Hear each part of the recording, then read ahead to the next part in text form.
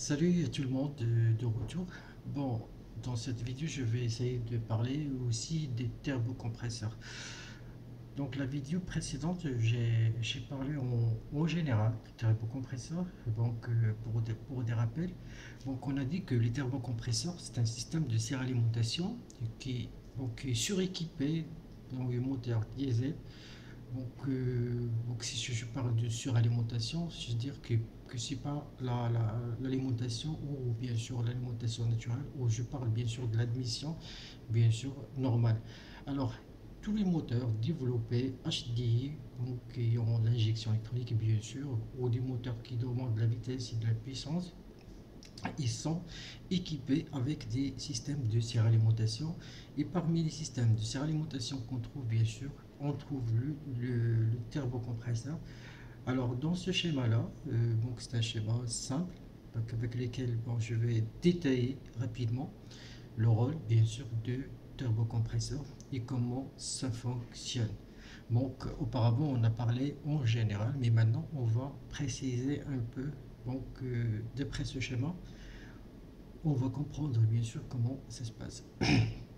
Alors, si vous remarquez là, dans l'image, qu'est-ce qu'on a? On a donc le groupe moteur ou le carter cylindre, ici où il y a les pistons. Bon, c'est un schéma, bon, on peut dire au résumé, un schéma qui contient les éléments les plus importants à étudier. Bon, dans les deux côtés, on a la soupape d'admission, bien sûr, dans le collecteur qui est monté, bien sûr, dans la culasse. Et on a, bien sûr, l'admission de l'autre côté. Et de l'autre côté, on a, bien sûr, une soupape, d'autre, c'est l'échappement. C'est ici, à travers, bien sûr, les gaz d'échappement qui passent vers donc, le collecteur d'échappement. Alors, l'ensemble, c'est donc le turbocompresseur, c'est déjà l'ensemble, bien sûr, présenté ici. Donc rapidement, euh, on va essayer de te donner les points les plus forts pour le turbocompresseur. Un turbocompresseur, bien sûr, il travaille donc de façon autonome. C'est-à-dire, il a un axe, ce qu'on vous voyez là, il y a un axe, donc il a un axe, bien sûr. Il a bien sûr deux turbines. On a une turbine qui est montée d'un sens, donc, d'un sens on peut dire contraire de l'autre qui est donc dans le compresseur. Donc l'axe détermine, il tourne bien sûr en même temps. D'accord. Alors comment il tourne bien sûr l'axe, bien sûr la turbine, donc qui est entraînée, qui est entraînée par la vitesse bien sûr ou par la projection des gaz d'échappement, bien sûr qui sort d'une façon rapide et qui entraîne bien sûr la turbine de l'échappement, bien sûr la turbine côté échappement, bien sûr la turbine du turbocompresseur. En contrepartie, bien sûr, l'axe, bien sûr, il tourne d'une façon réciproque en tournant le compresseur. Alors, la turbine ici, donc qu'est-ce qu'il fait? Bien sûr, il tourne, il génère de l'air, donc il compresse de l'air. Alors, si vous remarquez là, c'est le corps, bien sûr, donc la forme du turbocompresseur, donc découpé latéralement. Ici, on voit qu'est-ce qu'ils ils ont noté, bien sûr, c'est déjà un schéma en anglais, donc turbine housing, ça signifie le logement de la turbine d'échappement, d'accord? Turbine well, ça veut dire bien sûr la turbine, d'accord? La turbine d'échappement, bien sûr. Turbine exhaust gas outlet, c'est-à-dire que les gaz d'échappement, bien sûr, qui sortent des moteurs, ils traversent le collecteur d'échappement et bien sûr, ils traversent bien sûr la turbine bien sûr du turbocompresseur qui se trouve côté bien sûr échappement et l'entraîne et par la suite les gaz d'échappement bien sûr ils partent vers donc le filtre à particules et après vers le catalyseur pour continuer les réactions bien sûr pour continuer bien sûr pour la dépollution, je peux dire que je parle des systèmes de dépollution qui sera installé par la suite. Bon, oublions ça maintenant, mais juste pour savoir que le turbocompresseur il fonctionne de cette façon. On a l'autre partie du corps de compresseur, on a donc le compresseur housing. Ça veut dire housing, ça signifie donc in English we say house. House ça veut dire logement, bien sûr. Donc ici c'est le logement bien sûr des compresseurs qui nous compriment de l'air avec ses ailettes ou d'accord avec cette turbine. Donc le compresseur, donc compressor well, c'est cela en English. Si vous voulez avoir des termes en anglais, si vous l'utilisez bien sûr, donc il y a euh, des agents qui viennent de commencer la formation, mais juste si vous voulez rajouter des informations pour vous. Donc c'est juste une traduction.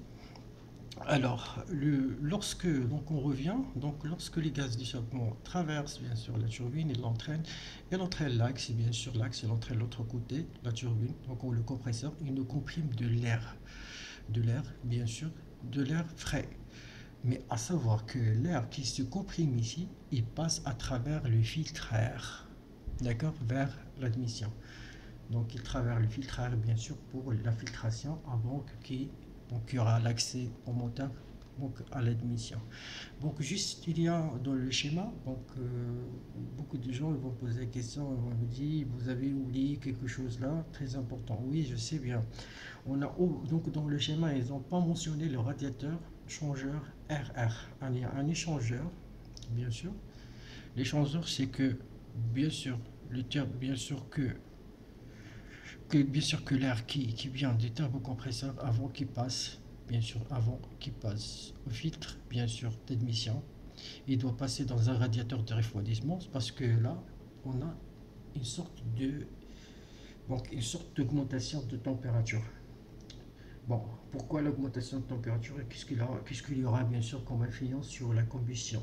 Pour une combustion parfaite dans les cylindres, donc l'air qui va être dans l'admission, il doit bien sûr contenir contenir plutôt des molécules O2, bien sûr, des molécules O2 pour la bonne combustion ou pour une réaction parfaite ou pour une équation de réaction parfaite, pour un dosage parfait. Parce que là, on parle des dosages. Lorsque le dosage est parfait, donc là, il y aura une combustion parfaite et on aura bien sûr un bon rendement.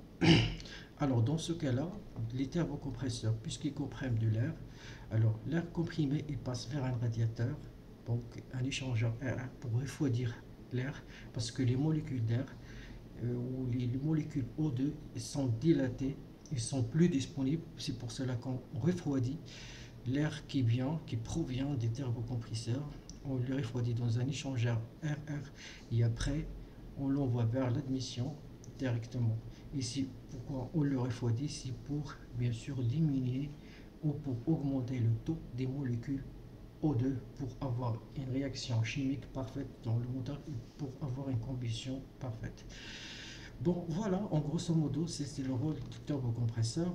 Donc là, les deux axes, donc ils tournent avec un palier hydraulique, j'avais expliqué avant dans la vidéo précédente. Les deux paliers, donc ils tournent avec des paliers hydrauliques à la base du moteur. Donc ça, on va le parler par la suite dans une vidéo de démonstration, avec un schéma rapide. J'aimerais bien que ça vous intéresse. Si vous avez des questions, si vous voulez si vous voulez savoir une chose comme ça ou un truc, n'hésitez pas à me poser la question pour que si vous êtes intéressé, donc abonne-toi dans la chaîne et n'oubliez pas de liker et de partager. Merci. À la prochaine.